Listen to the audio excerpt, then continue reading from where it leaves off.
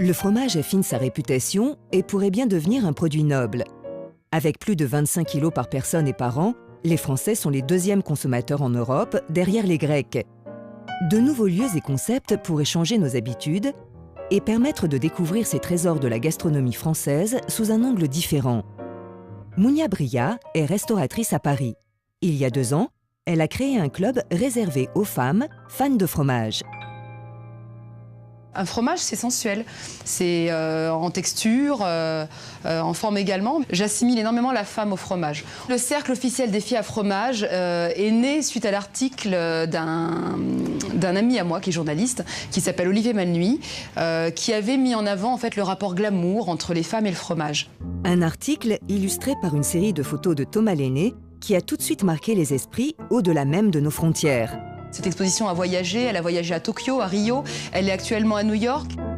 Aujourd'hui, le club de Mounia compte 3700 membres.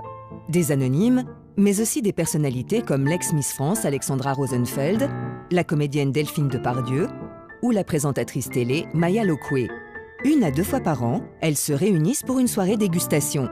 Nous, on ne se prend pas du tout au sérieux, mais par contre, on prend les fromages au sérieux, on prend toute la filière fromagère au sérieux. On essaie de vous faire découvrir des raretés, comme le bleu de Termignon. Le bleu de Termignon, c'est un fromage de lait de vache, au lait cru, qui est fait par une productrice qui a que 25 vaches. Bien évidemment, si elle arrête de le produire, c'est un fromage qui risque de ne plus exister. Un fromage de Savoie qui fait partie de ces produits du terroir que Mounia cherche à mettre en valeur grâce à de nouvelles ambassadrices, y compris dans le monde politique.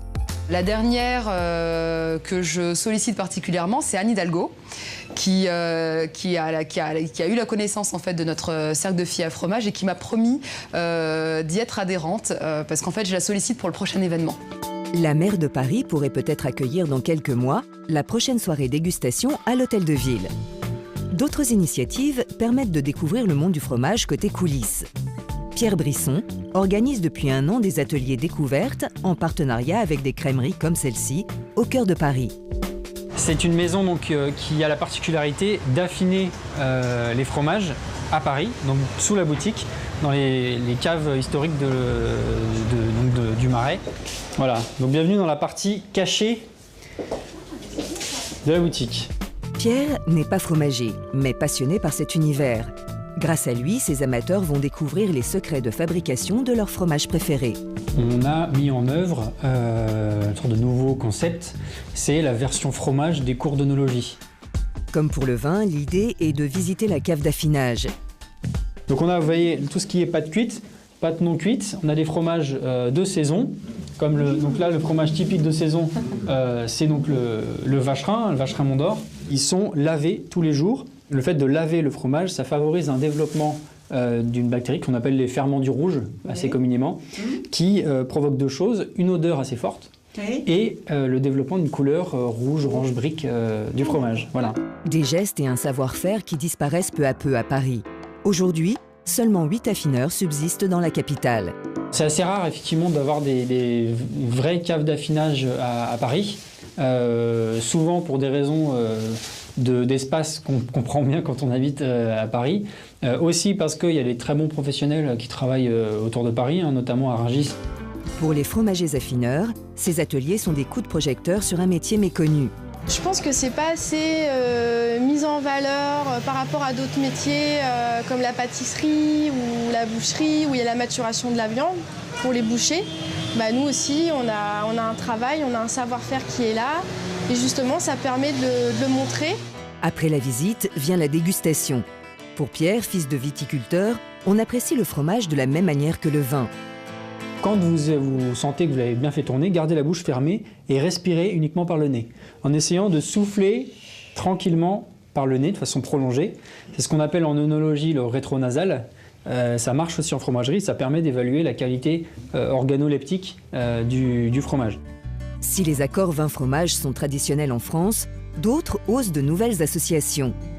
Eri Isada est japonaise. Elle est affineur et maître fromager. Jusqu'au 30 novembre, ces fromages sont à l'honneur dans le bar de cet hôtel près de la place Vendôme. Des fromages affinés avec une touche asiatique. Chèvre au wasabi, mozzarella avec feuilles de cerisier ou chèvre au yuzu. C'est comme le pâtisserie japonais. Les pâtisseries japonais, beaucoup utilisent cette feuille et usent aussi. Si la famille Derry a converti les Japonais aux fromages européens de caractère, elle possède aussi depuis 2004 une des fromageries les plus en vue de Paris grâce à ses affinages particuliers. Donc c'est un parmesan donc aussi évidemment d'Italie qui a été macéré dans du whisky japonais, donc le Nikka, du 15 ans d'âge, qui est macéré 1 mois. Hein. C'est ça, Yuri, hein? C'est ça. 1 mois, voilà. Et pour mettre en valeur ces fromages, une autre spécialité japonaise, le saké.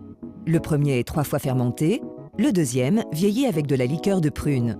Ça vient adoucir justement l'ensemble et ça crée une belle harmonie. C'est vrai que le vin apporterait peut-être plus de la puissance, parce qu'il y a plus de corps dans le vin. Sur un Bordeaux, c'est beaucoup plus riche que le saké, c'est sûr.